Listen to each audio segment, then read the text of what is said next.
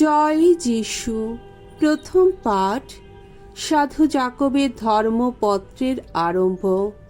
1 অধ্যায় 1 থেকে 11 পদ। জীবন পরীক্ষার মধ্যেও নিষ্ঠার সঙ্গে কর্তব্য পালন করো। অটুট বিশ্বাস নিয়েই সদ্জ্ঞান প্রার্থনা করো। ঈশ্বরের ও প্রভু যীশু খ্রিস্টের সেবক আমি জাকব এই পত্র লিখছি ইসরায়েলের 12টি গোষ্ঠীর, সেই তোমাদেরই কাছে, যারা জগতের নানা স্থানে ছড়িয়ে রয়েছ। তোমাদের সকলকেই আমার প্রীতি নমস্কার জানাচ্ছি।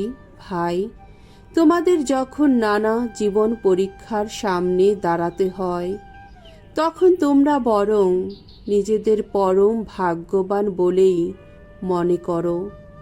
তোমরা তো জানো, তোমাদের বিশ্বাস এইভাবে যে যাচাই করা হয়, তার ফলে তোমাদের অন্তরে জেগে ওঠে নিষ্ঠা। তবে একটা কথা, সেই নিষ্ঠা যেন কর্মে পুরোপুরি সক্রিয় হয়ে থাকে, যাতে তোমরা সিদ্ধ পূর্ণ পরিণত মানুষ হয়ে উঠতে পারো। হতে পারো এমনই মানুষ যাদের মধ্যে কোনো কিছুরই অভাব থাকে না। তোমাদের কারো যদি থাকে সত্যিকার জ্ঞানের অভাব, তাহলে সে ঈশ্বরের কাছে তা পাবার জন্যে প্রার্থনা করুক, তাকে তা দেওয়া হবেই। ঈশ্বর তো সকলকে উদার হস্তেই দান করেন, কোনো অনিচ্ছা না দেখিয়েই দান করেন। তবে হ্যাঁ, তার ওপর গভীর বিশ্বাস রেখেই প্রার্থনা করা উচিত।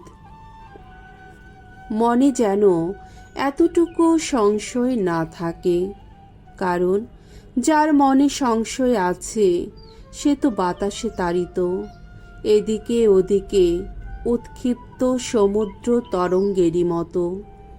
এমন মানুষ যেন প্রভুর কাছ থেকে কিছু পাবার প্রত্যাশা না করে।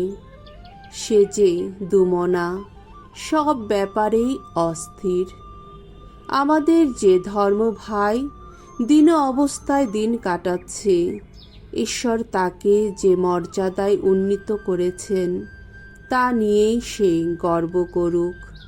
তেমনি যে ধর্ম ভাই ধনী মানুষ, ঈশ্বর তাকে যেভাবে অবনত করেছেন, সে তা নিয়েই গর্ব করুক। কেননা সে তো মিলিয়ে যাবে ঘাস ফুলেরই মতো। সূর্য যখন আকাশে ওঠে, প্রখর উত্তাপ ছড়ায়, তখন তো তৃণখণ্ড ঝলসে যায়, তার ফুলও মাটিতে ঝরে যায়। যার ছিল এত রূপের বাহার, সে তো তখন বিলীন হয়ে যায়। তেমনি ধনীও তার যত কর্ম প্রচেষ্টা চালাতে চালাতে একদিন নিঃশেষিত হবে। প্রভুর বাণী। ঈশ্বরকে ধন্যবাদ। সাম সঙ্গীত 119, 67 থেকে 68 পদ, 71 থেকে 72 পদ, 75 থেকে 76 পদ। ধুয়ো, প্রাণে আমার নামুক প্রভু তোমার করুণা ধারা, আহা বাচুক আমার প্রাণ।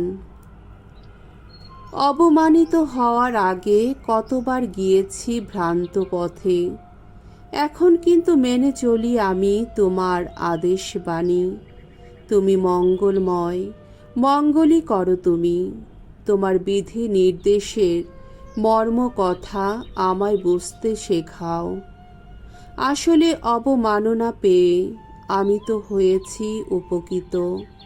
তোমার বিধি নির্দেশের মর্ম কথা তাতেই বুঝেছি আমি। হাজার হাজার সোনা ও রূপোর টাকার চেয়ে তোমার শোনানো বিধান বচন আমার কাছে তো অনেক মূল্যবান। ওগো ভগবান, জানি আমি কত ন্যায় নির্ভর তোমার বিচার নীতি। তুমি সত্যনিষ্ঠ বলেই তো অবমানিত হতে দিয়েছ আমায়।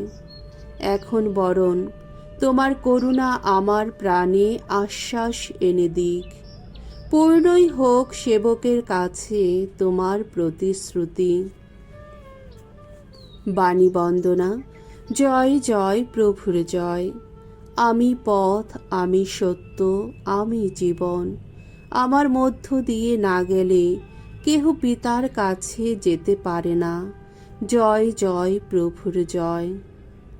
মঙ্গল সমাচার। মার্ক রচিত মঙ্গল সমাচার ৮ অধ্যায় ১১ থেকে ১৩ পদ। অন্ধ ফরিসীদের কোনো অলৌকিক নিদর্শন দেখাতে অনিচ্ছুক যিশু। একদিন ফরিসীরা এসে যিশুর সঙ্গে তর্ক জুড়ে দিলেন।